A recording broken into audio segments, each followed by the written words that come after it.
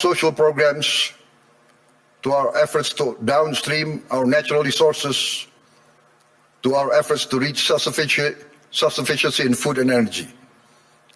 All are now accompanied by strong oversight and capable leaders. In the first 2 months of my administration, we carried out a vigorous efficiency program. We saved $18 billion by stopping inefficient and dubious programs from our budget and redirected these funds to projects that directly improve livelihoods and impact all of society.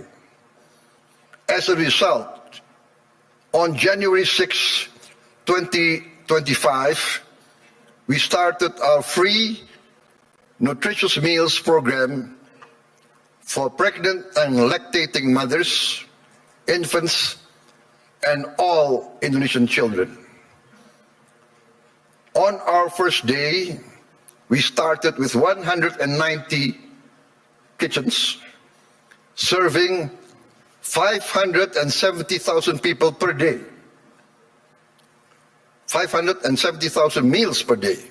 Today, in 1 year, we have achieved 21,102 kitchens serving nationwide.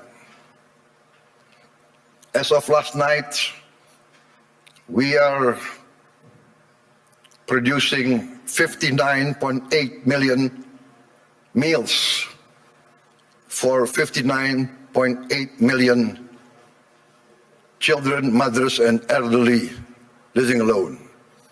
They receive these meals every day. To put this into context, in about a month's time, we will surpass McDonald's 68 million meals a day.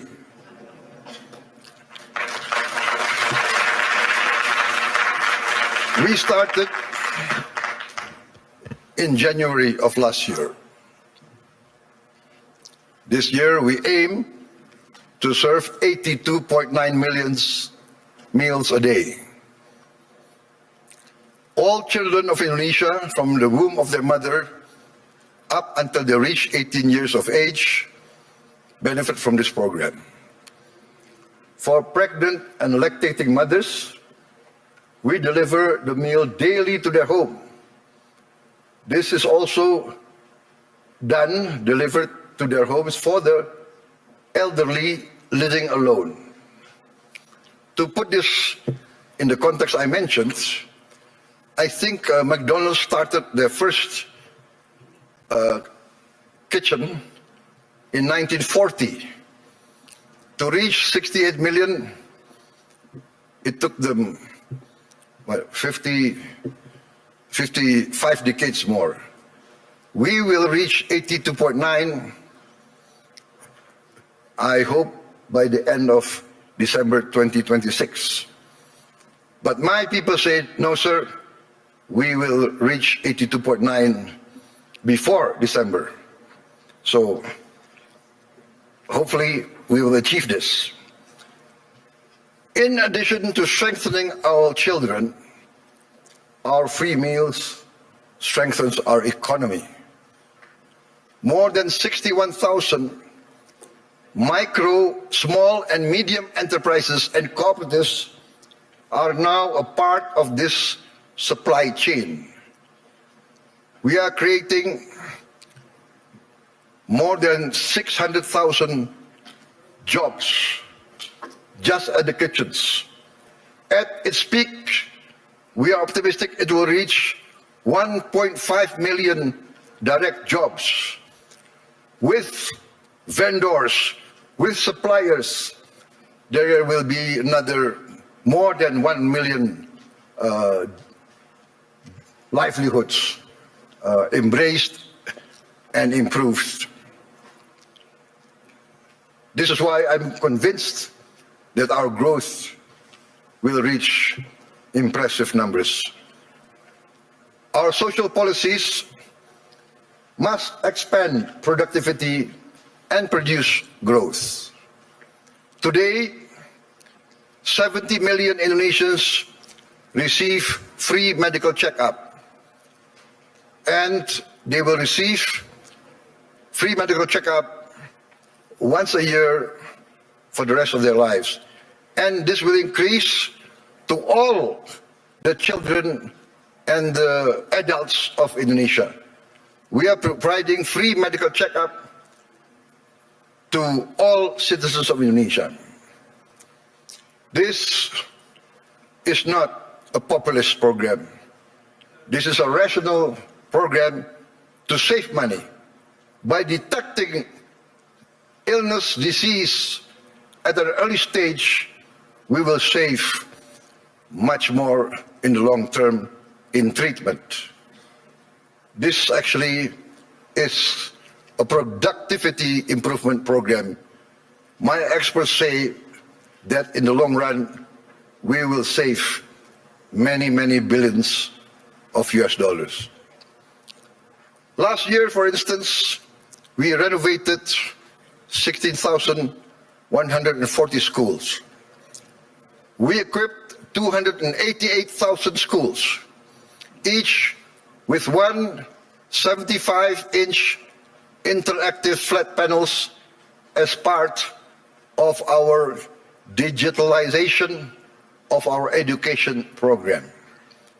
Next year, in this coming year, 2026, we will add another 1 million of these interactive smart panels so that every school will have at least 3 to 4 classrooms with these panels. And we hope within 3 years, all the schools of Indonesia will have at least 6 classrooms with digital interactive panels. That means that I, for instance, in Jakarta, I can drop in on any school of Indonesia and I can see the quality of teaching of the teachers. I can see the reaction of the children. And in the first weeks, we see the enthusiasm of the children, the enthusiasm of the teachers, of the villagers. Many of them cry when they see the panels coming in. We get messages, Mr. President, in the entire history of this village, we have never felt that the central government knows about us. This is the first time we feel that the central government cares about us and is now in our village, is now helping to teach our children. This is, for me, heartwarming, because what we are doing is we are empowering the future generation of Indonesians.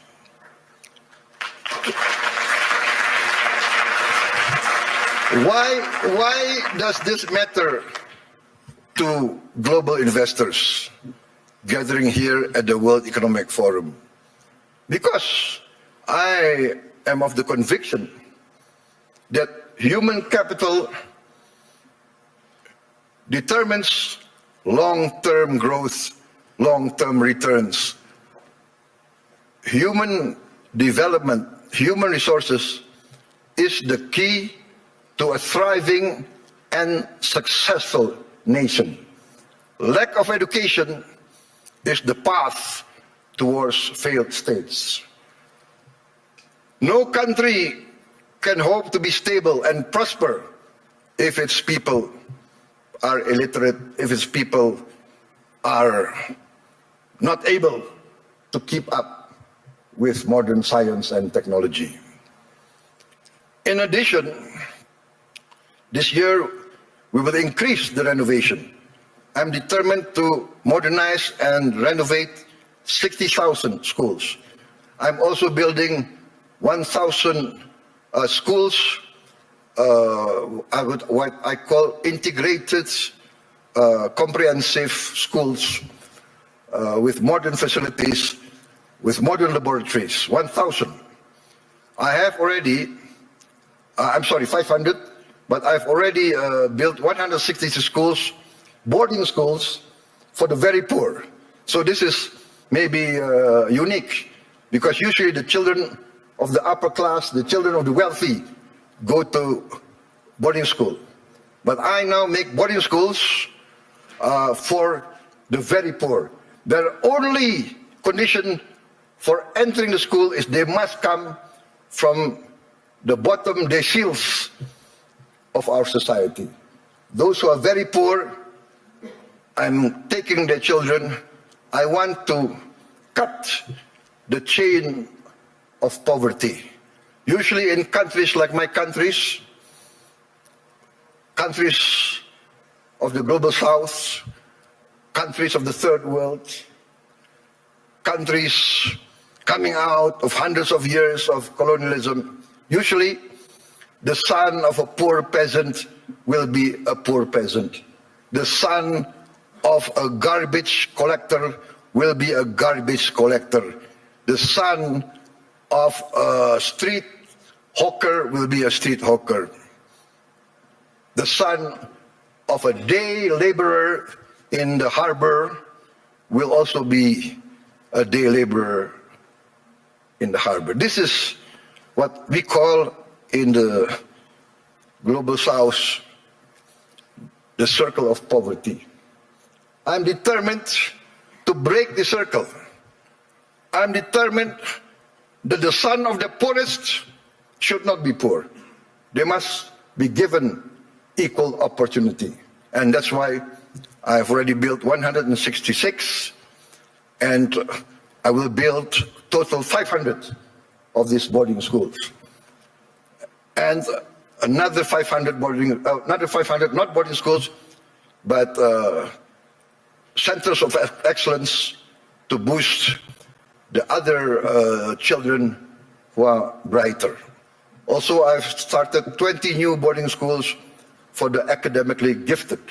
I'm also building 10 new universities, and I'm discussing and negotiating with the best universities of Europe, United Kingdom, and North America to twin them and to produce universities and campus of international standard. In addition, we are now in the process of building 83,000 cooperatives with 83,000 warehouses, 83,000 cold storage, 83,000 mini markets, 83,000 village drugstores selling generic medicine, and all subsidized goods direct to the villagers without intervention from too many middlemen. We are also going to modernize what we call the new fishing villages. We will build at least 1,000 this year, but we actually want to allocate funds for 5,000 villages. Each village will have 2,000 fishermen. We hope to impact 10 million fishermen with their wives and their children. This will impact at least 40 million Indonesians. We have started a pilot project in Biak, in Papua, and the result is very heartening. The average increase in their livelihood is 60% increase in their annual livelihood. Why? Because before, to get ice was impossible for them. There was no ice-making factory near their villages. To get diesel very far, we will build diesel stations in every village. They will have access very easy. Ladies and gentlemen, download Tribun X sekarang, menghadirkan lokal menjadi Indonesia.